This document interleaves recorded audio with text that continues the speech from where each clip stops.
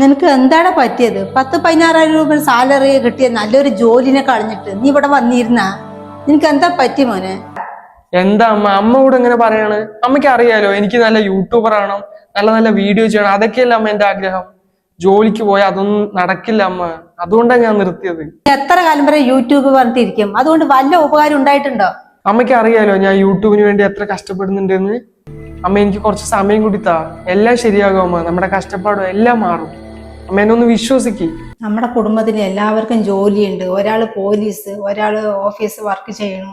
നീ മാത്രം എന്താ യൂട്യൂബും പറഞ്ഞിട്ട് ഇങ്ങനെ പോയാലേ എങ്ങനെ ശരിയാകാ? അതുകൊണ്ടല്ല അമ്മ ഇങ്ങനെ പറയണത്. അതൊക്കെ ഓരോരുത്തരുടെ ഇഷ്ടമല്ല അമ്മ, അവർക്ക് അതാ ഇഷ്ടം. എനിക്ക് യൂട്യൂബ് അല്ല അമ്മ ഇഷ്ടം. ഇഷ്ടപ്പെട്ട് ജോലി ചെയ്യുന്നതും കഷ്ടപ്പെട്ട് ജോലി ചെയ്യുന്നതും തമ്മിൽ നല്ല വ്യത്യാസമല്ലേ? അതൊക്കെ എനിക്ക് മനസ്സിലാകണ്ടടാ. നിനക്ക് എന്താ ഇഷ്ടം അത് നീ ചെയ്തോ. നീ നല്ലൊരു നിലയിൽ എത്തണമെന്നാണ് അമ്മന്റെ ആഗ്രഹം.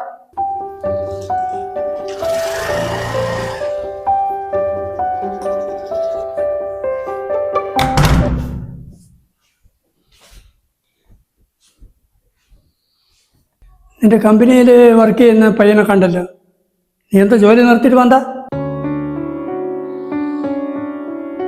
നീ എന്താ മിണ്ടാതിരിക്കണ്? അച്ഛൻ കേട്ടത് സത്യമാണോ? ജോലി റിസൈൻ ചെയ്തു.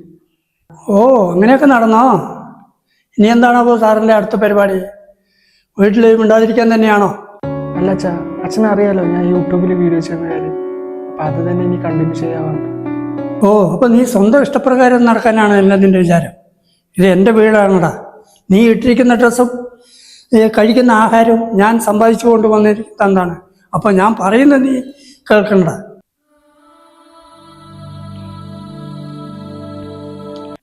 എന്താ ഇവിടെ സൗണ്ട്? അച്ഛനും മകനും കൂടി അടിയായോ? ഓ, അപ്പം നീ അറിഞ്ഞ മകൻ ജോലി നിർത്തിയിട്ട് വന്ന കാര്യം അറിഞ്ഞ നീ? ഏട്ടാ അറിഞ്ഞു. പക്ഷെ അവന് യൂട്യൂബർ ആകാനല്ല ഇഷ്ടം. അവന് ഇഷ്ടത്തിന് ചെയ്യട്ടെ. നീയാണ് അവനെ വളം വെച്ച് കൊടുക്കുന്നത്, നിന്നെയാണ് പറയേണ്ടത്.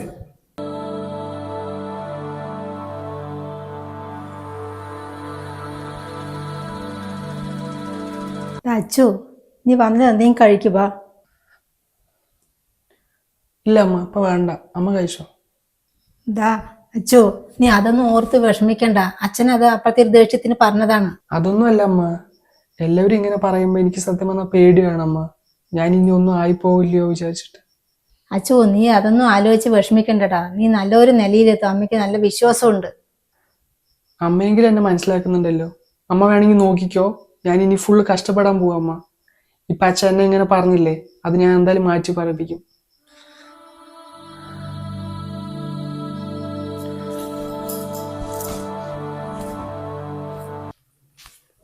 ഏട്ടാ, നിങ്ങൾ എന്നാലും അവൻ്റെ അടുത്ത് ഇങ്ങനെ പറയണ്ടായിരുന്നു. ഓ, അപ്പൊ നീ എന്നെയും മനസ്സിലാക്കിയിട്ടില്ല. അതുകൊണ്ടല്ല ഏട്ടാ, അവന് നല്ല വിഷമമായിട്ടുണ്ട്. ഓ, എനിക്ക് അവനോട് സ്നേഹമില്ല എന്നാണോ വിചാരിച്ചിരിക്കുന്നത്? അവൻ നമ്മുടെ മകനല്ലേ. അങ്ങനെ പോയി കഴിഞ്ഞാൽ അവൻ്റെ ജീവിതത്തിൽ അതൊന്നും ആയിപ്പോകാതിരിക്കാൻ വേണ്ടിയിട്ടാണ് ഇത് ഞാൻ ഇങ്ങനെ പറഞ്ഞത്. ഏട്ടാ, അങ്ങനെയൊന്നും ഇല്ല ഏട്ടാ. ഇന്നല്ലെങ്കിൽ നാളെ അവൻ വിചാരിച്ച സ്ഥലത്ത് അവന് എത്തും. നമ്മൾ അവനെ കൈവിട്ടാലോ? അവന് പിന്നെ ആരാ ഉള്ളത്? നീ പറഞ്ഞത് ശരിയാണ്. നീ അവനോട് പറ, അച്ഛനെ അവനോട് ദേഷ്യമൊന്നുമില്ല, അവനെന്താ അവൻ്റെ ഇഷ്ടപ്രകാരം ചെയ്തോട്ടെ. ഇന്നത്തെ സമൂഹത്തിലെ നിരവധി മക്കൾ മാതാപിതാക്കളുടെ നിർബന്ധപ്രകാരവും സാഹചര്യം കൊണ്ടും ഇഷ്ടപ്പെടാത്ത ജോലി ചെയ്യുന്ന നിരവധി മക്കൾ നമുക്കിടയിലുണ്ട്. എനിക്ക് പറയാനുള്ളത്, എല്ലാ കുട്ടികളും ഒരേ വഴിയിലൂടെ ആവണമെന്നില്ല. വിജയം ഒരൊറ്റ രൂപമല്ല. മക്കളുടെ സ്വപ്നങ്ങളെ പിന്തുണയ്ക്കുന്ന മാതാപിതാക്കളാണ് അവർക്ക് ഏറ്റവും വലിയ ശക്തി. മക്കളുടെ സന്തോഷം തന്നെയാണ് യഥാർത്ഥ വിജയവും. ഈ വീഡിയോ നിങ്ങൾക്ക് ഇഷ്ടപ്പെട്ട എല്ലാവരിലേക്കും മാക്സിമം ഷെയർ ചെയ്യുക. അതുപോലെ നിങ്ങളുടെ വിലയേറിയ അഭിപ്രായങ്ങൾ കമന്റിലൂടെ പറയണം.